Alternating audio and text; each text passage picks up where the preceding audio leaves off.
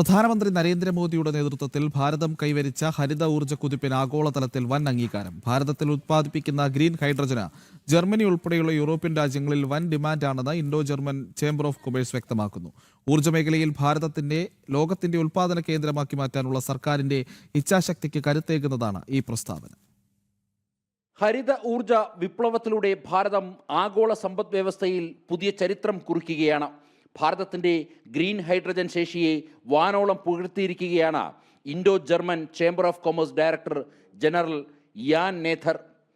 ജർമ്മനിയിൽ ഗ്രീൻ ഹൈഡ്രജന്റെ ആവശ്യം വളരെ വലുതാണെന്നും അതിനായി അവർ ഏറ്റവും വലിയ പങ്കാളിയായി കാണുന്നത് ഭാരതത്തെയാണെന്നും അദ്ദേഹം വ്യക്തമാക്കി. നിലവിൽ ജർമ്മനിയുടെ ഊർജ്ജ ശൃംഖലയുടെ 50% പുനരുപയോഗ ഊർജ്ജമാണ് ഉപയോഗിക്കുന്നത്.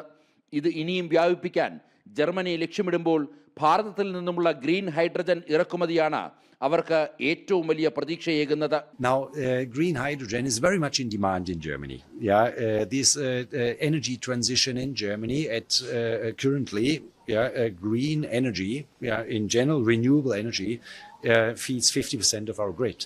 So half of our energy generation comes out of renewable energies. Now, we want to, of course, enhance the renewable energy sector when it comes to green hydrogen, and India is a very, very strong partner, in the pipeline, of course, since projects need to be tendered, needs to be awarded.